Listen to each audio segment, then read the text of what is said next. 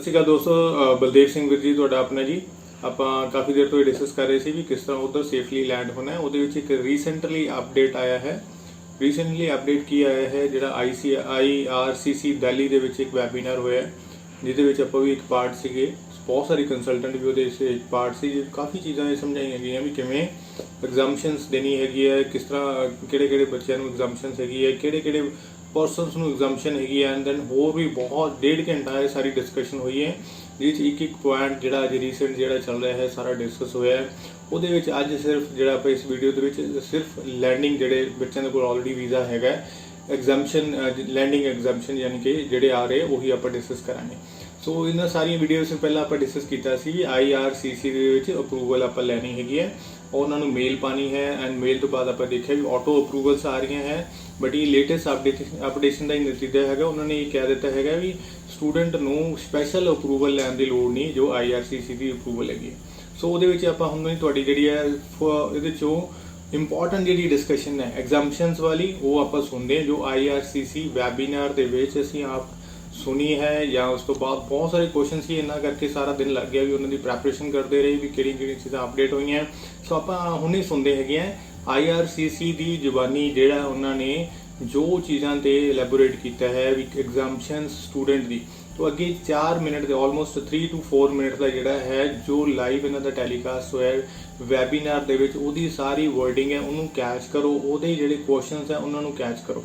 ਤੋਂ ਆਓ ਸੁਣਦੇ ਹਾਂ IRCC ਵੈਬੀਨਾਰ ਦੇ ਵਿੱਚ ਐਗਜ਼ਾਮਸ਼ਨ ਬਾਰੇ ਕੀ ਡਿਸਕਸ ਕੀਤਾ ਗਿਆ, ਸਪੈਸ਼ਲੀ ਸਟੂਡੈਂਟਸ ਬਾਰੇ ਕਿ ਕਿਵੇਂ ਲੈਣੀ ਹੈਗੀ ਹੈ ਜਾਂ ਕਿਹੜੀ ਚੀਜ਼ਾਂ ਦੀ ਜ਼ਰੂਰਤ ਹੈ। ਕਿ ਉਸ ਤੋਂ ਬਾਅਦ ਫਿਰ ਆਪਾਂ ਦੁਬਾਰਾ ਇਸੇ ਨੂੰ ਹੀ ਐਲੈਬੋਰੇਟ ਕਰਦੇ ਹਾਂ ਵੀ ਇਹਨਾਂ ਨੇ ਕੀ ਕਿਹਾ। ਸੋ ਆਓ ਸੁਣਦੇ ਹਾਂ IRCC ਦਾ ਵੈਬੀਨਾਰ ਤੋਂ ਸਟਾਰਟ ਕਰਦੇ ਹਾਂ।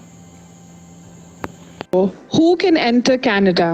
So in spite of the travel restrictions which are in place right now, there are still a few people who can enter Canada. And as you can see on your screen, a few of the examples or a few of the mentions that we have put up here. So Canadian citizens, Canadian permanent residents and protected persons can travel to Canada. And this also includes a foreign national who requires entry for an essential purpose and will be exempt from the currently imposed travel restrictions.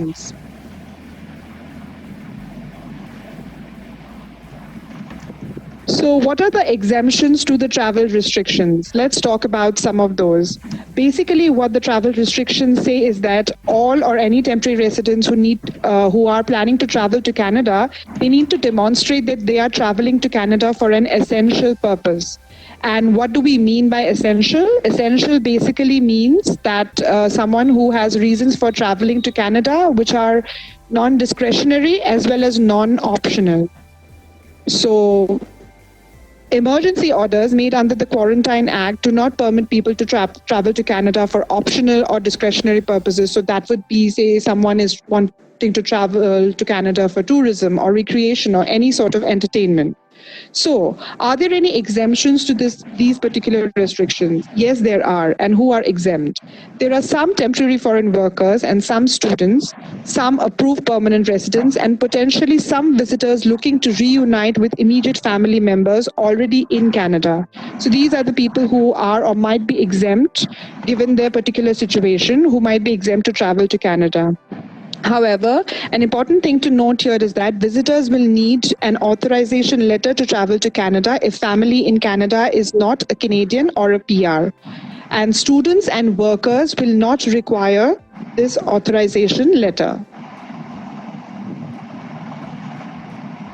So, what about the travel restrictions that have been imposed on students and what are the exemptions to this?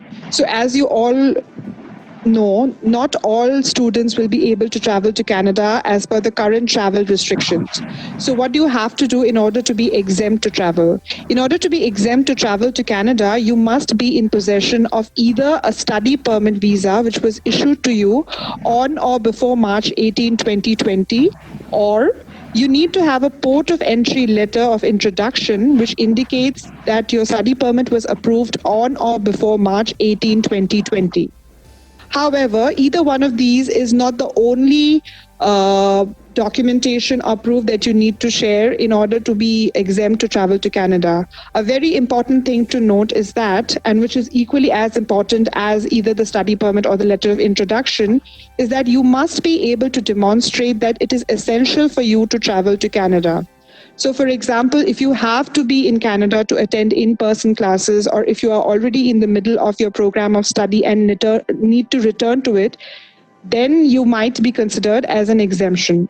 You can demonstrate this by providing a recently dated letter from your designated learning institute, and that explains why you physically need to be in Canada for the fall semester.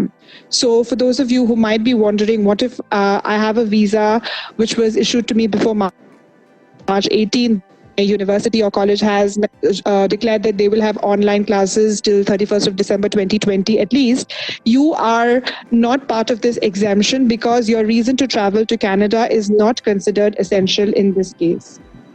And as mentioned earlier, we will not be providing any travel authorization letters for students. So all you need to travel is your visa or your port of entry letter of introduction and evidence of your essential need to travel. So please keep this in mind.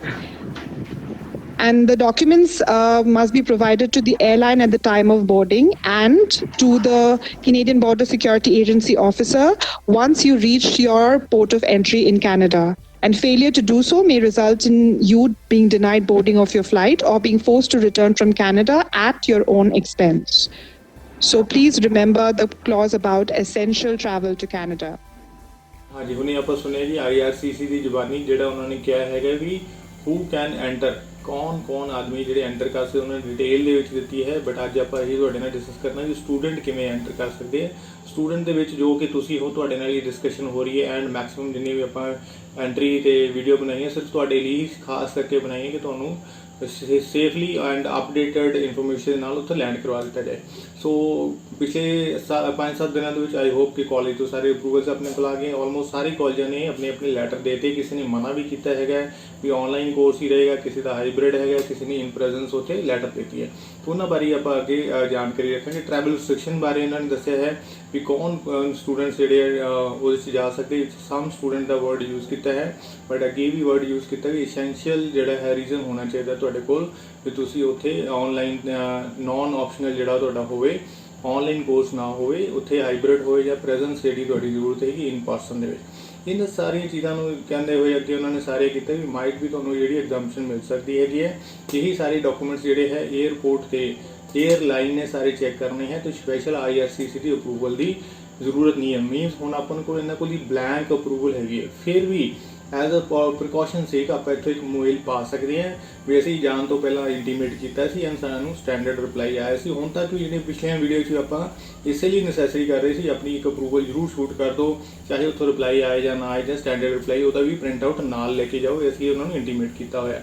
ਸੋ ਇਸ ਤੋਂ ਬਾਅਦ ਅੱਗੇ ਦੇਖੀਏ students and worker, ਉਹਨਾਂ ਨੇ specially ਇਹ mention ਕੀਤਾ ਵੀ students and workers, ਜਿਹੜੇ ਵਰਕਰਸ ਹੈਗੇ ਹੈ, ਓਪਨ ਵਰਕ ਪਰਮਿਟ ਹੋ ਗਿਆ ਜਾਂ ਸਪੈਸ਼ਲ ਜਿਹੜੇ ਹੋਰ ਸੀਜ਼ਨਲ ਵਰਕਰਸ ਹੈਗੇ ਜਿਨ੍ਹਾਂ ਕੋਲ ਵਰਕ ਵੀਜ਼ਾ ਹੈਗਾ, ਉਹਨਾਂ ਨੂੰ ਸਪੈਸ਼ਲ ਅਪਰੂਵਲ ਲੈਣ ਦੀ ਲੋੜ ਨਹੀਂ ਹੈਗੀ। ਬਟ ਉਹਨਾਂ ਦੀ ਜਿਹੜੀ ਟਰੈਵਲ ਐਸੈਂਸ਼ੀਅਲ ਹੋਣੀ ਚਾਹੀਦੀ ਹੈ, ਉਹਨਾਂ ਦੇ ਡਾਕੂਮੈਂਟਸ ਬੋਲਣੇ ਚਾਹੀਦੇ। ਉਹ ਡਾਕੂਮੈਂਟਸ ਜਿਹੜੇ 에ਅਰਲਾਈਨ ਨੇ ਚੈੱਕ ਕਰਨੇ ਹੈਗੇ। 에ਅਰਲਾਈਨ ਜਿਹੜੀ ਵੀ ਤੁਸੀਂ ਲੈ ਰਹੇ ਹੋ ਉਹਦੀ ਰਿਸਪੌਂਸਿਬਿਲਿਟੀ ਇਹਨੇ ਲਾ ਦਿੱਤੀ ਹੈ। ਐਂਡ 에ਅਰਲਾਈਨ ਦਾ ਵੀ ਆਪਾਂ ਤੁਹਾਨੂੰ ਕਲਿੱਪ ਦਿਖਾਇਆ ਸੀਗਾ 에ਅਰ ਇੰਡੀਆ ਦਾ, ਉਹ ਦੁਬਾਰਾ ਫਿਰ ਤੁਹਾਡੇ ਐਂਡ ਦੇ ਵਿੱਚ ਵੀਡੀਓ ਦੇ ਵਿੱਚ ਸ਼ੇਅਰ ਕਰਾਂਗੇ ਜਿੱਥੇ ਉਹਨਾਂ ਨੇ ਬਿਲਕੁਲ ਕਲੀਅਰ ਕਿਹਾ ਹੈਗਾ ਵੀ ਕਿਵੇਂ ਅਸੀਂ ਜਾਣ ਦੇ ਰਹੇ ਹਾਂ। ਉਹਨੂੰ ਵੀ ਗੌਰ ਨਾਲ ਤੁਸੀਂ ਦੇਖਣਾ ਹੈਗਾ, ਪਹਿਲਾਂ ਵੀ ਪਿਛਲੀਆਂ ਵੀਡੀਓ 'ਚ ਆਪਾਂ ਤੁਹਾਨੂੰ ਦਿਖਾਇਆ ਸੀਗਾ। ਤਾਂ ਸਪੈਸ਼ਲੀ ਇਹਨਾਂ ਨੇ ਲਿਖਿਆ ਸਟੂਡੈਂਟਸ ਜਿਹੜੇ ਐਂਡ ਵਰਕਰਸ ਜਿਹੜੇ ਉਹਨਾਂ ਨੂੰ ਜ਼ਰੂਰਤ ਨਹੀਂ ਹੈਗੀ। ਸੋ ਨਾਟ ਆਲ ਸਟੂਡੈਂਟ, ਇਹ ਵੀ ਹੈਗਾ ਵੀ ਸਾਰੇ ਸਟੂਡੈਂਟ ਟਰੈਵਲ ਨਹੀਂ ਕਰ ਸਕਦੇ। ਇਹ ਨਹੀਂ, ਇਹਦਾ ਮਤਲਬ ਫਿਰ ਐਗਜ਼ਾਮਸ਼ਨ ਦਾ ਮਤਲਬ ਹੀ ਨਹੀਂ ਹੈਗਾ। ਉਹਨਾਂ ਨੇ ਇਹ ਵੀ ਕਿਹਾ ਹੈਗਾ ਸਾਰੇ ਸਟੂਡੈਂਟ ਟਰੈਵਲ ਨਹੀਂ ਕਰ ਸਕਦੇ ਹੈਗੇ। ਉਹਨਾਂ ਨੇ ਕਿਹੜੇ ਡਾਕੂਮੈਂਟ ਲੈ ਕੇ ਜਾਣਾ ਉਹ ਵੀ ਬਿਲਕੁਲ ਕਲੀਅਰ ਕੀਤਾ, ਆਪਾਂ ਸੁਣਿਆ ਹੈਗਾ। ਸੋ ਦੁਬਾਰਾ ਸਮਝੋ ਕਿਉਂਕਿ ਐਜ਼ ਇਟ ਇਜ਼ ਹੀ ਮੈਂ ਉਹਦੀ ਟ੍ਰਾਂਸਲੇਸ਼ਨ ਵੀ ਨਹੀਂ ਕਰਨਾ ਚਾਹੁੰਦਾ ਕਿਉਂਕਿ ਕੋਈ ਵੀ ਮੀਨਿੰਗ ਜਿਹੜਾ ਡਿਫਰੈਂਸ ਨਾ ਹੋ ਜੇ। ਤਾਂ ਤੁਸੀਂ ਉਹਨੂੰ ਦੁਬਾਰਾ ਫਿਰ ਸੁਣੋ, ਸਮਝੋ, ਵਾਰ-ਵਾਰ ਸਮਝੋ ਜਦੋਂ ਤੱਕ ਤੁਹਾਨੂੰ ਪੂਰਾ ਸਮਝ ਨਹੀਂ ਲੱਗਦਾ।